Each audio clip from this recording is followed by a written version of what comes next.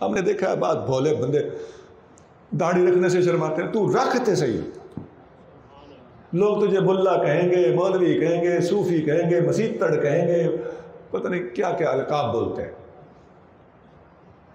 میں ہاتھ ہولا رکھ کے بول رہا ہوں، بہت کچھ لوگ بولتے ہیں، وہاں ہنسنے والے سمجھ گئے ہوں گے کہ لوگ کیا کچھ کہتے ہیں۔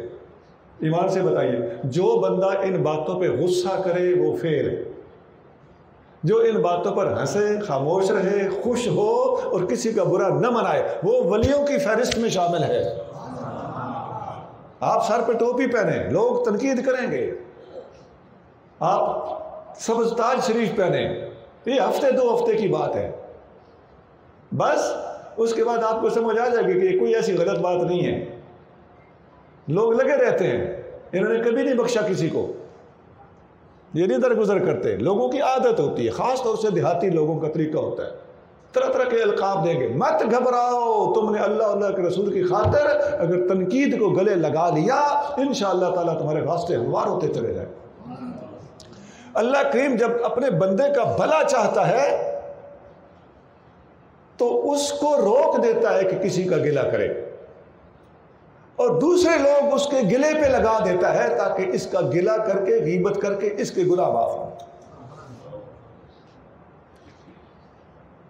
تو ان باتوں کو ہم سمجھنے کی کوشش کریں۔ صوفیاء کے محفل میں آ کے بیٹھنا، تقریریں سننا، کرنا تو آسان ہے، لیکن ان نقطوں کو سمجھنے کی کوشش کیجئے۔ آپ تنقید برداشت کیجئے۔ ہمیں بڑے لوگ کہتے ہیں نیٹ پہ یہ آ گیا، وہ آ گیا، آپ یوں بولے، وہاں بولے۔ ذات کے لیے بولنے اور اپنی ذات کی خاطر غصہ کرنے سے اللہ امان عطا۔ جب دین کا معاملہ ہوگا انشاءاللہ تعالیٰ پورے مہذب طریقے سے گزارشات پیش کر دی جائیں گی، لیکن اپنی ذات کا معاملہ ہوگا اللہ کریم اپنی ذات کی خاطر کسی سے لڑنے سے پناہ عطا۔ اور یہ ہماری اپنے کوئی وہ تعلیم، یہ آقا کریم صلی اللہ علیہ وسلم کی تعلیم ہے، ہمارا اس میں کوئی کمال نہیں۔ آقا اپنی ذات کی خاطر کسی سے بدلہ نہیں لیتے تھے۔ یہ جنگ احد بدر ہوئی ہیں تو یہ ذات کے لیے نہیں ہوئی، یہ دین کے لیے ہوئی ہے، ورنہ اپنی ذات کے لیے آقا صلی اللہ علیہ وسلم نے ہمیشہ نرمی اختیار فرمائی۔ میں تمام مسلمانوں سے درخواست کروں گا کہ فی سبیل اللہ اس بات پہ غور کیجئے، ان باتوں میں فرق سمجھیے کہ یہ ذاتیات ہے اور یہ دین ہے۔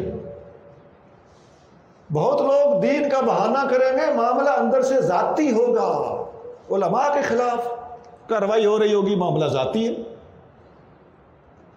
نفس کی پہچان بڑی مشکل ہے۔ صوفیاء کا ایک جملہ ہے نا، من عرف نفسہ فقد عرف ربہ، اس کی تشریح صوفیاء نے خود فرمائی ہے کہ من عرف نفسہ بالفنا، جس نے اپنے نفس کو فنا کر کے پہچانا، فقد عرف ربہ بالبقاء، اس نے اپنے رب کو باقی دیکھ کر پہچان لیا۔ نفس ضد ہے اللہ تعالیٰ کی، اس نفس کی مخالفت کرنے والا اللہ تعالیٰ کا عارف بنتا ہے، اور ہم اگر اپنی ذاتیات کو چھوڑ دیں گے، اللہ کی رضا کو سامنے رکھیں گے، تو یہ دونوں ترازو ہیں، یہ دونوں چیزیں آمنے سامنے۔ ہم آقا کریم صلی اللہ علیہ وسلم کی امت ہیں، ہمیں چاہیے کہ ایک دوسرے کا بھلا سوچیں، ایک دوسرے کو اچھی بات بتائیں، اگر کوئی اچھی بات کہہ رہا ہو تو اس بات کو مان لیں، اپنی اصلاح ہوتی ہو تو ہونے دیں۔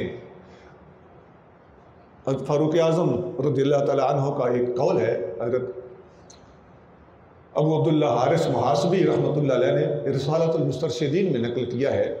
یہ بہت بڑے صوفی گزرے، امام غزالی نے زیادہ انہی کو پڑھا تھا اور صوفی بنے تھے، یہ وہ ہستی۔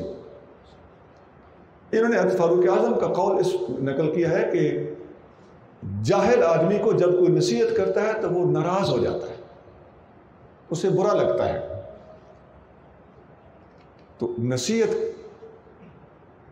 اس بندے کے شکر گزار ہونا چاہیے ہمیں جو ہمیں نصیحت کرے، اور نصیحت کی بات کو قبول کرنے کے لیے ہمیں تیار رہنا چاہیے۔